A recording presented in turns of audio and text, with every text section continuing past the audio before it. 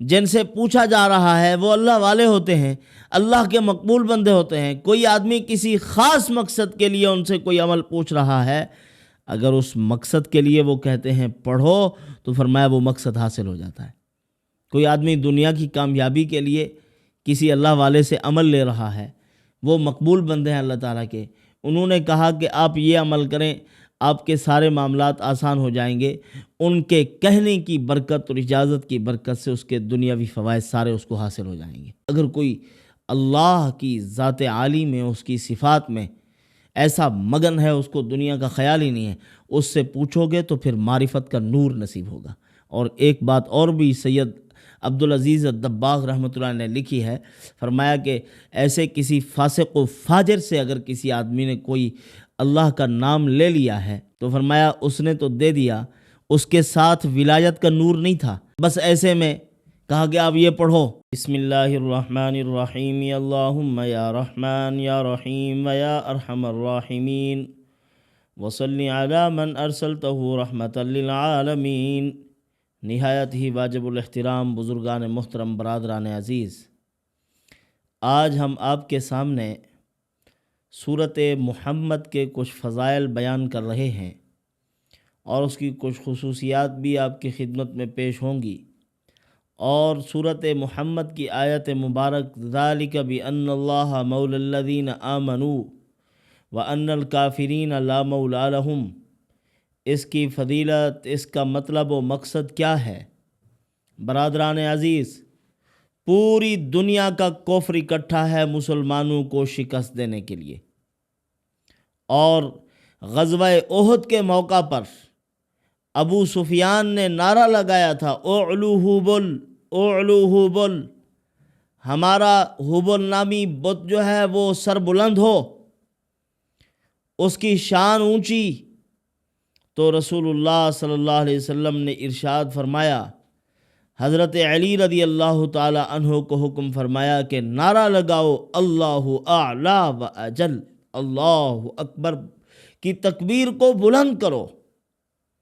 اللہ بلند و برتر ہے، وہی طاقتور ذات ہے۔ یہ دنیا کا کفر پھس پھسا ہے، اس کے اندر کوئی طاقت نہیں، کوئی قوت نہیں ہے، ان کا کوئی مولا نہیں، کوئی مددگار نہیں ہے۔ اللہ ہمارا مولا ہے، اللہ ہمارا مددگار ہے۔ اللہ تعالیٰ نے ان کی مدد کی بھی۔ اور جس وقت رسول اللہ صلی اللہ علیہ وسلم اس کائنات عالم رنگ و بو میں تشریف نہیں لائے تھے، اس وقت پوری دنیا کا خوف ان کے قلوب میں بیٹھا ہوا تھا۔ بندوں کا ڈر، جنوں کا ڈر، یہ کیسی عجیب ذلت اور پسپائی ہے، انسانیت کے ماتھے پہ ایک بدنما داغ ہے کہ اتنی بڑی طاقتور مخلوق جس کی طاقت اور قوت بتلانے کے لیے اللہ عز و جل نے سلیمان علیہ السلام کے سامنے اظہار کروایا ہے کہ جنات کے بڑے بڑے دیو اتنی طاقت نہیں رکھتے جتنی انسان طاقت رکھتا ہے۔ اظہار کروایا اور قیامت تک کے لیے انسانیت کا سر فخر سے بلند کر دیا۔ اور وہی انسان اپنی ذلت کو قبول کر چکا، سانپ کے سامنے ہاتھ جوڑ کے بیٹھا ہے، بلی کی آواز سے ڈر رہا ہے، اور اتنی خوف زدہ کہ دنیا کی ہر ایک چیز سے ڈرتا ہے۔ سامنے سے کوئی ایسا جانور گزر جاتا تو کہتے تھے کہ اس کے گزر جانے کی وجہ سے اب راستے ناپاک ہو گئے ہیں، اب نحوست پیدا ہو گئی ہے۔ اللہ عز و جل نے ان کے دلوں سے، قلوب سے سارے خوف نکال کر صرف اپنا خوف اور دبدبہ پیدا کر دیا، بس سارے ڈر ختم ہو گئے۔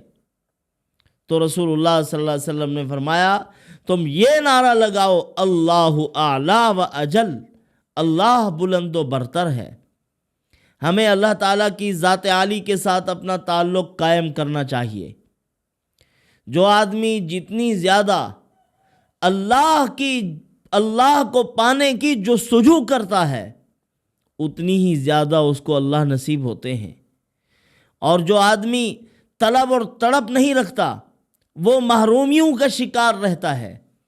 اسی لیے اللہ رب العزت نے فرمایا ہے کہ جو میرے مومن اور مخلص بندے ہیں اور میرا شکر ادا کرتے ہیں، میں ان کے اوپر اپنے انعامات، اپنی کرم نوازیاں اور اپنی بے شمار نعمتیں ان پر برسا دیتا ہوں۔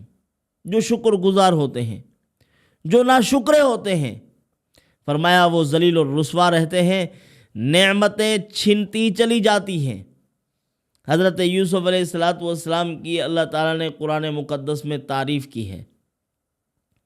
فرمایا کہ یوسف علیہ السلام میرے ایسے بندے تھے جنہوں نے میری نعمتوں کا شکر ادا کیا، اور میں نے بھی انہیں تخت شاہی پر بٹھایا ہے۔ تو شکر اگر ہم بجا لائیں گے، اللہ کی نعمتیں زیادہ ہوں گی، اور یہ چیزیں نصیب ہوتی ہیں توحید کامل پر، کہ جس آدمی کا ایمان عقیدہ مضبوط ہو اس آدمی کو یہ نعمتیں نصیب ہوتی ہیں۔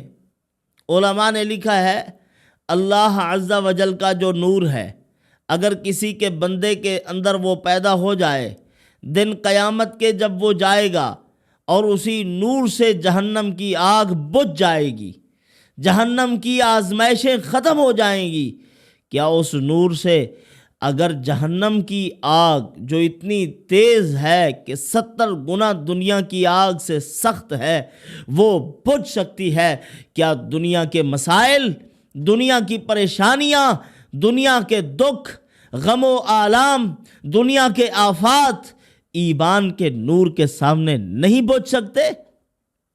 بجھنا چاہتے ہیں، لیکن ہم ان اعمال سے اللہ رب العزت کے ساتھ تعلق قائم نہیں کرتے۔ اللہ عز و جل کی ذات عالی سے مانگنے کی وہ شوق اور ذوق جو ہے، جذبہ ہے، وہ نہیں ہے، اسی لیے ہم ذلتوں میں دبتے جا رہے ہیں۔ تو یہ آیت مبارکہ جو میں نے آپ کے سامنے پڑھی ہے، ذالک بأن اللہ مولی الذین آمنوا وأن الکافرین لا مولی لہم، فرمایا کہ اللہ ان کا مولا و مددگار ہے جو ایمان لائے ہیں، اور قدم قدم پہ دستگیری کرتا ہے۔ پہلے تو مصائب و آلام سے بچاتا ہے، اگر مصائب و آلام آ بھی جائیں تو پھر ان سے بندے کو گھبرانا نہیں چاہیے۔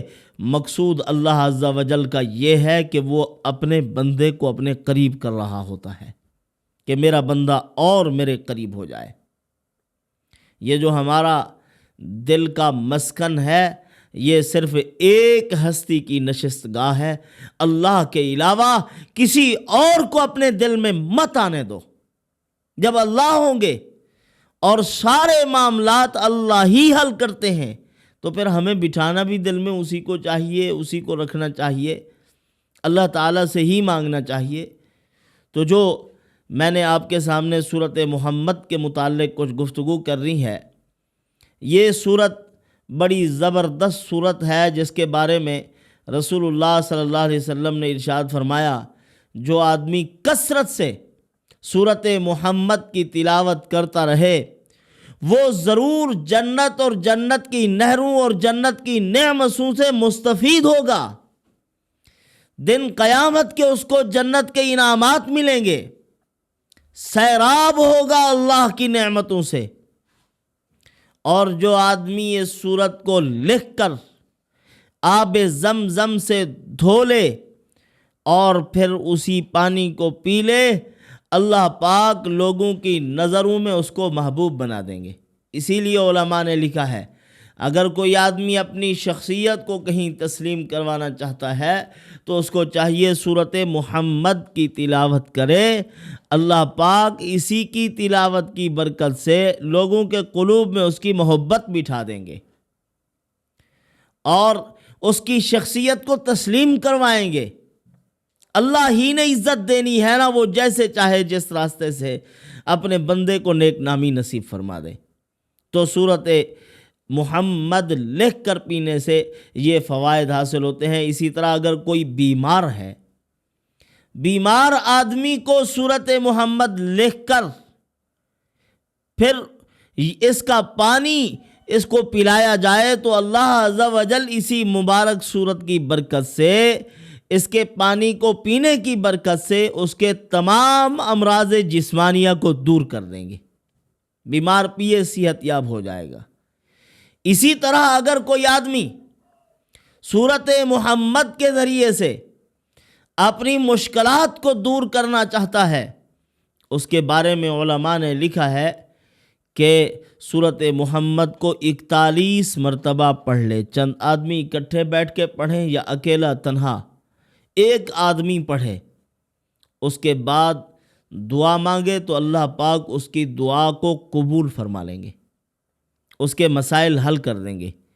اسی طرح فرمایا کہ کوئی آدمی ہے، دشمنوں کے ساتھ اس کا مقابلہ ہو رہا ہے اور وہ اس کو ہلاک کرنے کے درپے ہیں، تو وہاں مقابلے کے دوران سورت محمد کو پڑھے اور مٹی پر دم کر کے ان کی طرف پھینک دے، اللہ پاک ان کو اندھا کر دیں گے، دشمن بدحال ہو جائے گا، آپ کا نقصان نہیں کر سکے گا۔ اللہ تعالیٰ نے مبارک صورتوں میں بھی اثرات و برکات رکھے ہیں، اپنے مبارک ناموں میں بھی اللہ تعالیٰ نے بڑی برکات رکھی ہیں، بڑی برکات۔ ایک بزرگ تھے ہمارے حضرت سید عبدالعزیز الدباغ رحمۃ اللہ علیہ، بہت بڑے ولی تھے، بہت بڑے اللہ والے۔ ان سے کسی نے پوچھا حضرت مشاہدہ کس کو کہا جاتا ہے؟ مشاہدے کا کیا مطلب ہے؟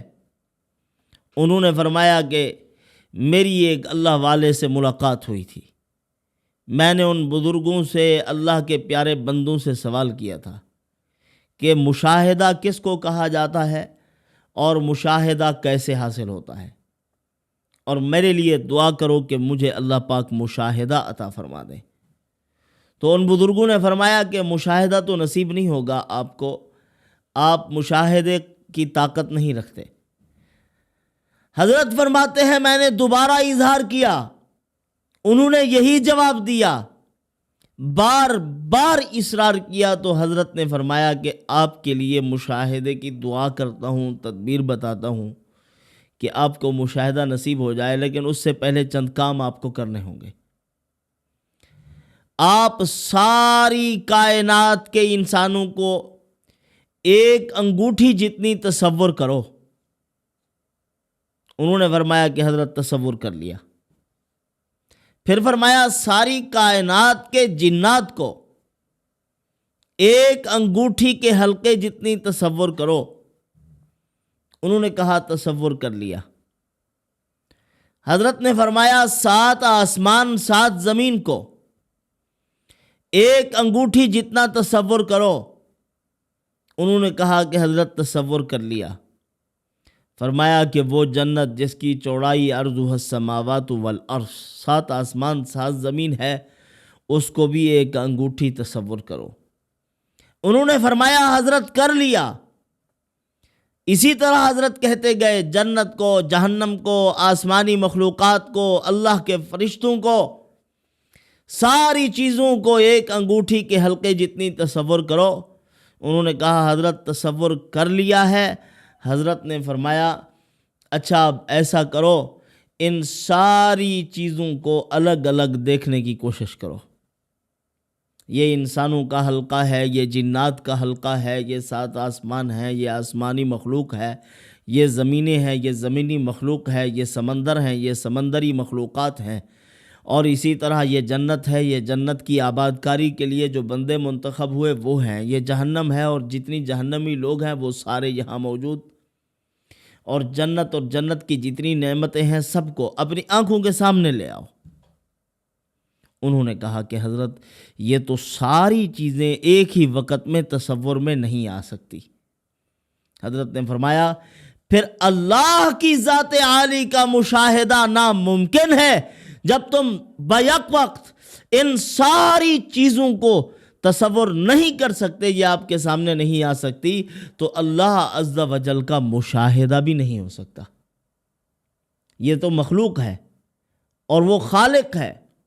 خالق کو دیکھنے کی طاقت آپ کے بس میں نہیں ہے، یہ کام آپ نہیں دیکھ سکتے۔ تو انہوں نے فوراً توبہ کی، فرمایا کہ اے اللہ میں تو تیری ذات کو دیکھ نہیں سکتا، میں نے ایک ایسی چیز کا سوال کر لیا ہے جو میرے بس سے باہر تھی۔ تو انہوں نے بڑے بڑے رازوں کا انکشاف کیا ہے، اللہ کے ناموں کے انوارات و برکات بتائے ہیں۔ شیخ احمد بن مبارک رحمۃ اللہ علیہ نے ایک مرتبہ پوچھا کہ حضرت اللہ کے جو مبارک نام ہیں ان کے انوارات کیسے ہوتے ہیں؟ فرمایا کہ انوارات، برکات بڑی عجیب عجیب ہیں اللہ کے ناموں کی۔ ایک نام اللہ کا ایسا ہے اگر کسی کو اس نام کا نور نصیب ہو جائے تو اس بندے پہ گریہ و زاری کی کیفیت رہے، ہر وقت روتا رہے، آنسو نکلتے رہیں۔ پھر فرمایا یہ رونا، یہ آنسوں کا بہنا، اس کا مطلب نہیں ہے یہ ڈرا ڈرا ہے، یہ پریشان ہے، بلکہ یہ رونا خوشی کا رونا ہوتا ہے۔ اس نام کی برکت سے اس قدر اللہ کا وصال نصیب ہو جاتا ہے کہ بندے کو احساس ہونے لگتا ہے کہ اتنی عرصہ ہو گیا ہے میں اللہ سے دور رہا ہوں، مجھے دور نہیں رہنا چاہیے تھا، وہ تو اتنی بڑا مہربان ہے۔ یہ کیفیت نصیب ہو جاتی ہے۔ مثال دی انہوں نے، فرمایا کہ ایک ماں کا بیٹا عرصہ دراز تک گھر سے دور رہے اور عرصہ دراز کے بعد جب لوٹے ماں کے ساتھ ملاقات ہو تو گلے لگ کے ملتے ہیں اور خوب رو رہے ہوتے ہیں۔ تو سوال یہ ہے یہ رونا کیسا رونا ہوتا ہے، یہ آنسو کیسے آنسو ہوتے ہیں؟ فرمایا کہ یہ خوشی کا رونا ہے اور خوشی کے آنسو نکل رہے ہوتے ہیں کہ میرا بیٹا مل گیا ہے، اور بیٹا رو رہا ہوتا ہے کہ اماں سے ملاقات ہو گئی ہے۔ اسی طرح جو بندے اللہ سے دور رہے، جب احساس ہو جاتا ہے پھر رونا آتا ہے کہ اتنی مہربان رب سے ہم کتنی دور رہے ہیں۔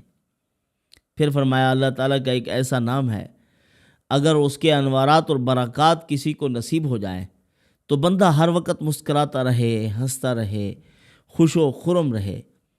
تو حضرت شیخ احمد مبارک رحمۃ اللہ علیہ نے وہیں سوال کر لیا، حضرت وہ کون سا نام ہے جس کے پڑھنے سے ہر وقت بندہ خوش رہے، خوشی کے آثار اس کے جسم پر رہیں؟ حضرت نے فرمایا وہ اللہ کا مبارک نام المتعال ہے، یا متعال یا متعال۔ یہ اللہ کا نام جو کثرت سے پڑھتا رہے، اس کے انوارات اور برکات نصیب ہو جائیں۔ حضرت نے فرمایا کہ اس کی برکت جب نصیب ہو جاتی ہے پھر بندہ خوش ہی رہتا ہے، کبھی پریشان نہیں ہوتا۔ اللہ اس کو بلندیاں نصیب کرتے ہیں۔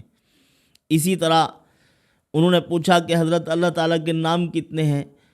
99 نام ہے نا، اور ان ناموں میں سے کتنے ناموں کے انوارات آپ کو حاصل ہیں؟ حضرت نے کچھ باتیں راز رکھی، لیکن حضرت نے ایک بات ارشاد فرمائی، فرمایا اللہ کے نام جو ہیں وہ 99 نہیں ہیں بلکہ 100 ہیں، اور 100 کے 100 ناموں کا نور اللہ نے اپنے محبوب محمد رسول اللہ صلی اللہ علیہ وسلم کو عطا فرمایا تھا۔ اور پھر حضرت کہنے لگے کہ ایک نام جو اللہ تعالیٰ نے پوشیدہ رکھا ہے، 100 نام نہیں بتائے، 99 نام رکھے ہیں اللہ تعالیٰ نے اپنے ہمیں بتائے، ہمارے علم میں دیے ہیں، اور ایک نام ایسا ہے جو سر ہے، راز ہے اللہ تعالیٰ کا۔ اللہ تعالیٰ اپنے محبوب بندوں کو وہ نام عطا فرماتے ہیں، پھر اس نام سے جو بندہ بھی اللہ سے جو کچھ مانگتا ہے اللہ عطا فرما دیتے ہیں، جو کچھ بھی مانگتا ہے اس کو نصیب ہو جاتا ہے، اطمینان کی کیفیت نصیب ہوتی ہے۔ تو بہرحال اسی طرح حضرت نے فرمایا کہ کوشش یہ کرنی چاہیے اسماء الحسنہ کا ذکر یا کوئی بھی تسبیح و تحلیل، کوئی بھی آیت مبارکہ کا عمل آپ کسی بندے سے لے رہے ہیں، وہ بندہ نیک ہونا چاہیے، اللہ کی ذات عالی کے ساتھ اس کا تعلق مضبوط ہونا چاہیے، دنیا مطلوب نہ ہو اس کی۔ ایسے اللہ والے سے اگر لوگے وہ اللہ کے ناموں میں سے کوئی نام دیتا ہے تو فرمایا کہ پھر آپ کو اس نام کے انوارات و برکات نصیب ہوتے ہیں۔